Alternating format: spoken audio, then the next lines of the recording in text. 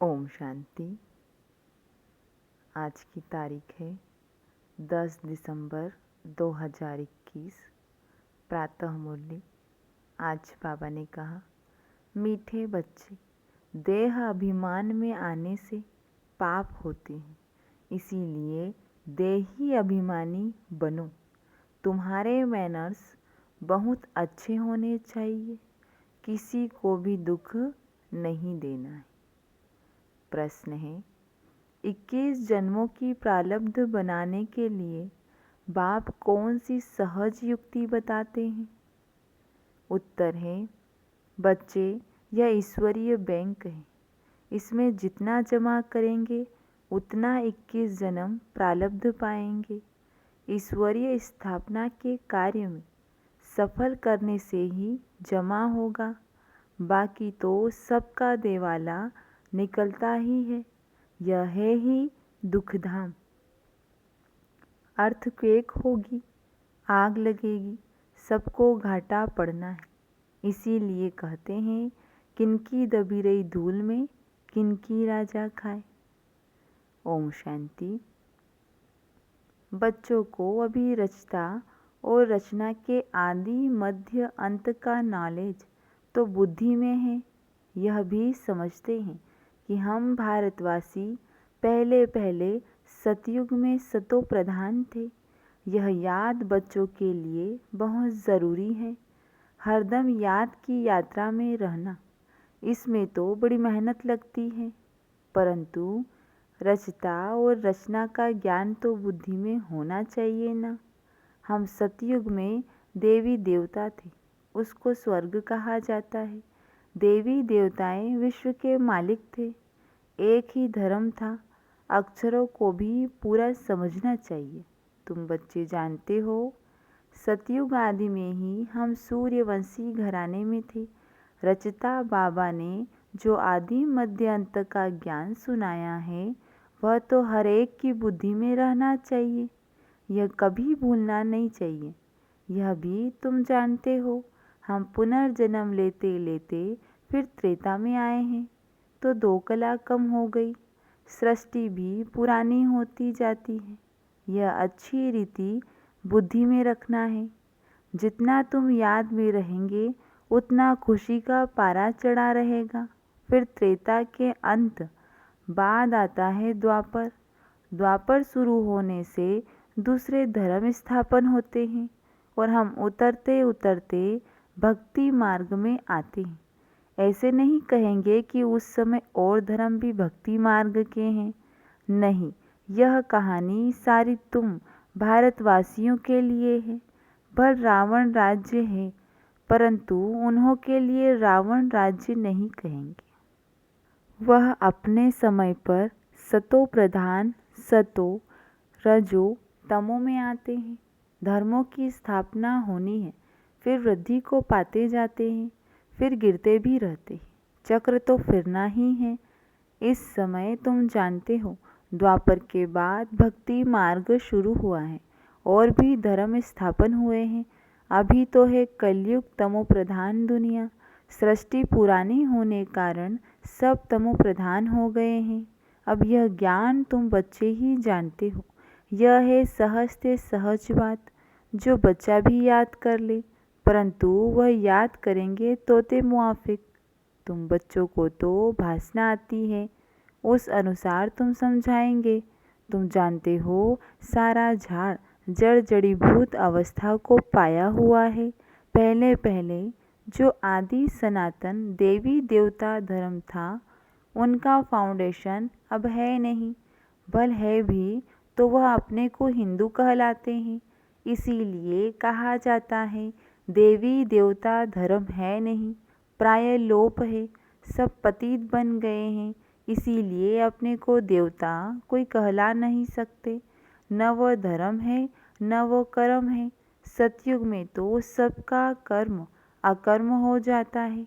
यहाँ मनुष्य जो कर्म करते हैं वह विकर्म बन जाता है। तमो प्रधान होने कारण अपने को देवता कोई कहला नहीं सकते। ड्रामा प्लेन अनुसार यह भी नोंद है। जब धर्म प्राय लोप हो जाता तब तो बाबा आकर सत धर्म की स्थापना करे और अनेक धर्मों का विनाश कराए। नई दुनिया में एक ही आदि सनातन देवी देवता धर्म था।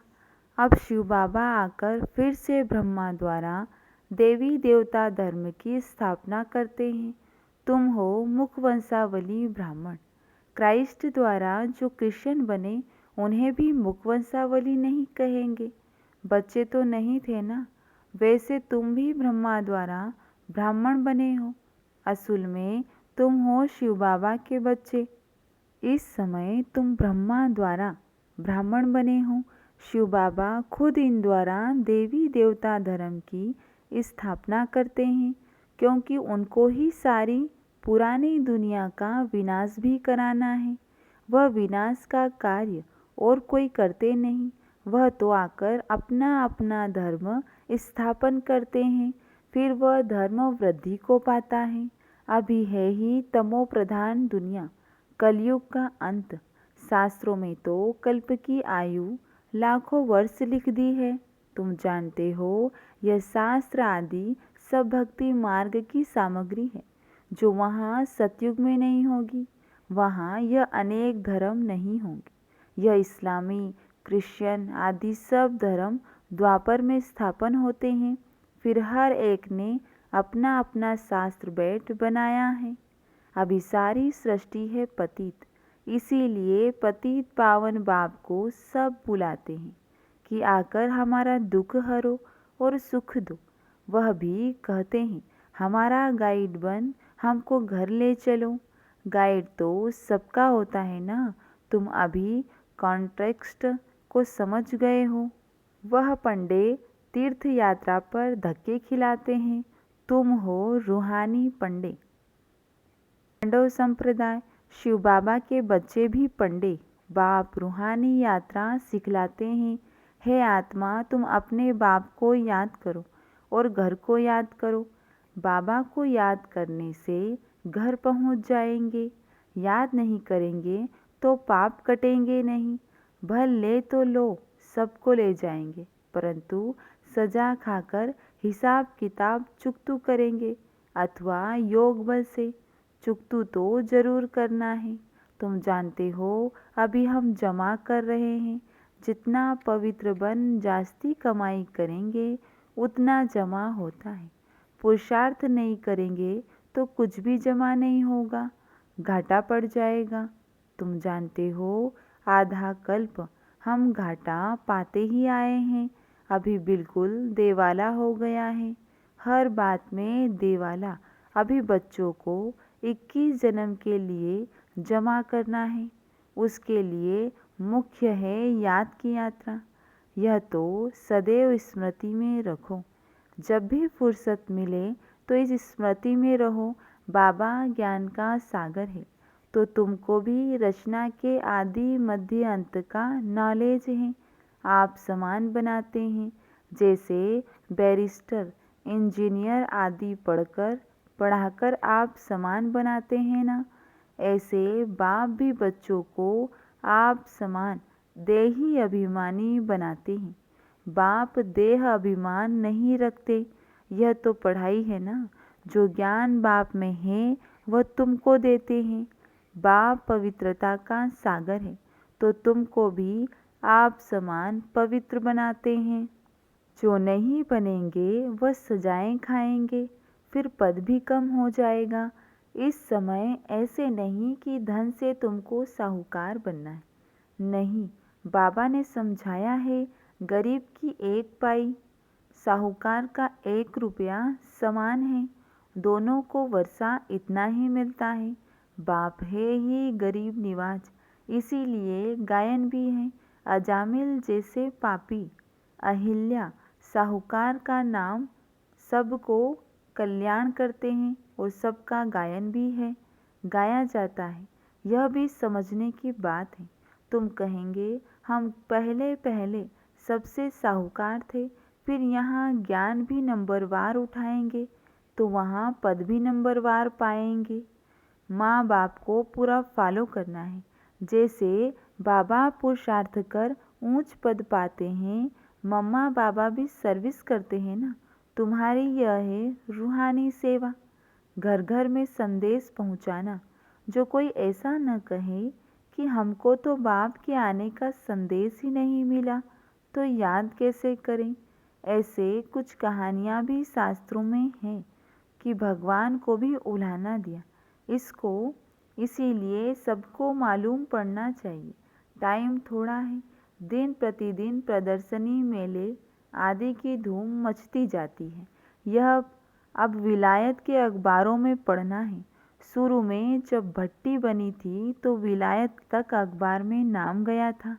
अब फिर यह भी पड़ेगा कि खुद गॉडफादर आकर सबको लिबरेट कर रहे हैं, कहते हैं, और सब तरफ से बुद्धियोग तोड़ो।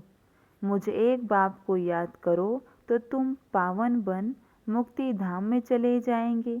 कोई तो अच्छी रीति समझ याद करने लग पड़ेंगे। धर्म के बड़े जो होंगे वह फिर नंबरवार आते हैं।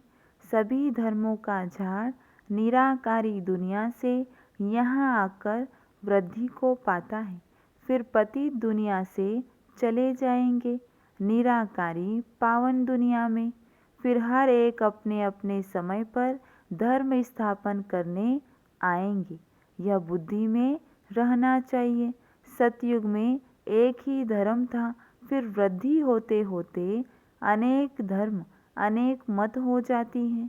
तुम जानते हो यह भारत अविनाशी खंड है, इसमें प्रलय कब होगा नहीं।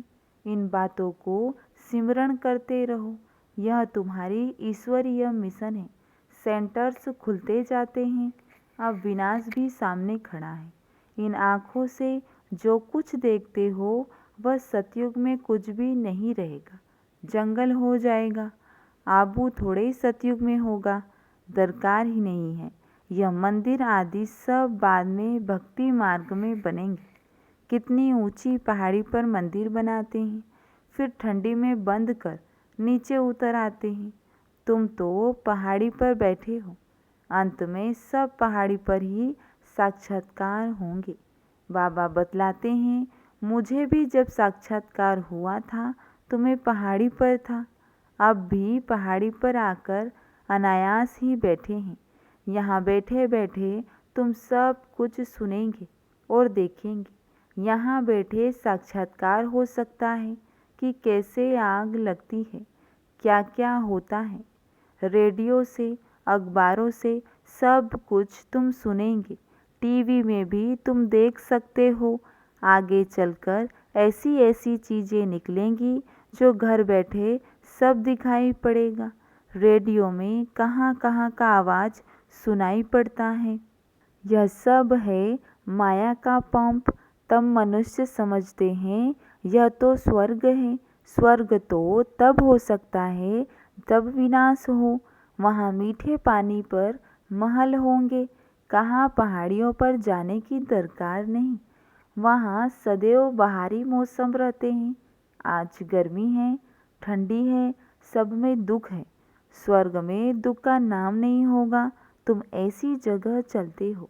यह बुद्धि में है कि हमको यह शरीर छोड़ जाना है बाबा के पास। अब हम बाबा द्वारा राजयोग सीख रहे हैं। 5000 वर्ष पहले भी सीखा था। कहते हैं बाबा आप तो वही हो। बाबा जानते हैं जिन्होंने कल्प पहले राज्य भाग्य पाया होगा वह अब भी लेंगे। यह चक्र बुद्धि में होना चाहिए। बरोबर 5000 वर्ष पहले भारत में देवी देवताओं का राज्य था। फिर आधा समय के बाद माया की प्रवेशता हुई, फिर और धर्म आए, फिर भक्ति मार्ग शुरू हुआ, अर्थात रावण राज्य शुरू हुआ। यह चित्रों पर साफ समझा सकते हो। यह भारत की ही कहानी है कि सतो प्रधान से तमो प्रधान कैसे बनते हैं। फिर जब विनाश का समय होता है तो सब विनाश काले विपरीत बुद्धि हो जाते हैं। मेले प्रदर्शनी में बड़ी युक्ति से चित्र रखने चाहिए। तुम्हारा यह ज्ञान है गुप्त। यहाँ हथियार आदि की कोई बात नहीं। तुम बहुत साधारण हो। तुम चलते फिरते घूमते बाप की याद में रहते हो। कोई तुम्हारे से पूछे तुम वेदों शास्त्रों को मानते हो?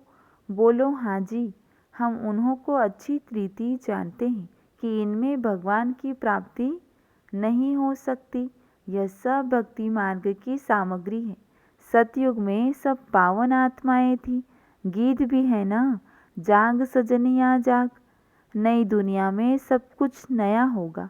बाबा आकर नई दुनिया के लिए नई कहानियाँ सुनाते हैं। सीन सीनरियाँ सब नई होगी। प्रदर्शनी में आते हैं बहुत, ओपिनियन भी लिखते हैं।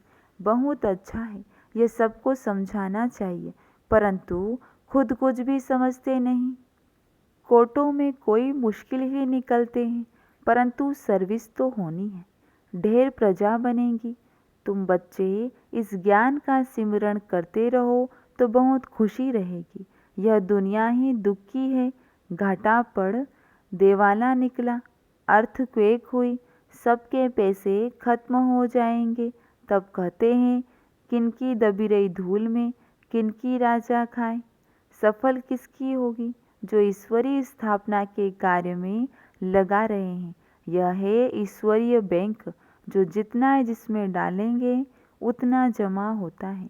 जितना जिसने कल्प पहले डाला होगा वह इतना ही शिव बाबा की गोलक में डालेंगे। इसका रिटर्न फिर नई दुनिया में 21 जन्मों के लिए मिलेगा। भक्ति मार्ग में शिव बाबा की गोलक में डालते हैं तो आजकल क्षणभंगुर सुख मिलता है। यहाँ तो डायरेक्ट शिव बाबा स्वर्ग की स्थापना कर रहे हैं तो 21 जन्म के लिए मिलेगा। भक्ति मार्ग में आजकल का सुख, अल्पकाल का सुख नरक में मिलता है। फिर मैनर्स भी अच्छे चाहिए, किसी को भी दुख नहीं देना चाहिए, नहीं तो नाम बदनाम कर देंगे। कभी क्रोध नहीं करना चाहिए। देह अभिमान में आने से ही पाप होते हैं। बाबा के बने हो तो कहते हो बाबा यह सब कुछ आपका है।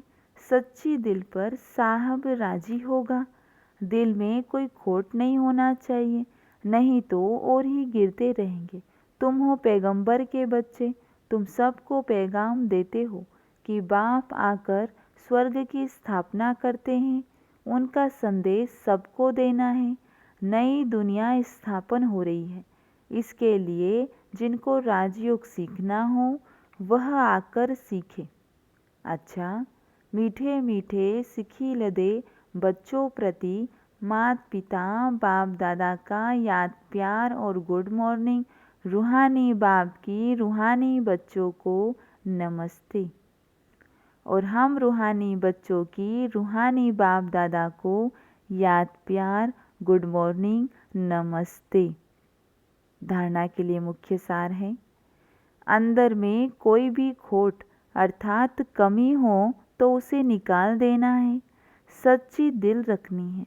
देह अभिमान में आकर कभी क्रोध नहीं करना है। जब भी फुर्सत मिले तो याद की यात्रा में रह कमाई जमा करनी है। आज बाबा ने वरदान दिया है, संपूर्ण समर्पण की विधि द्वारा अपनेपन का अधिकार समाप्त करने वाले समान साथी भव। जो वायदा है कि साथ रहेंगे, साथ चलेंगे और साथ में राज्य करेंगे, इस वायदे को तभी निभा सकेंगे जब साथी के समान बनेंगे। समानता आएगी समर्पणता से। जब तक कुछ समर्पण कर दिया तो अपना व अन्य का अधिकार समाप्त हो जाता है। जब तक किसी का भी अधिकार है तो सर्व समर्पण में कमी है, इसीलिए समान नहीं बन सकते। तो साथ रहने, साथ उड़ने के लिए जल्दी जल्दी समान बनो। आज की मूल्य से स्लोगन है, अपने समय, श्वास और संकल्प को सफल करना ही सफलता का आधार है। अच्छा, ओम शांति।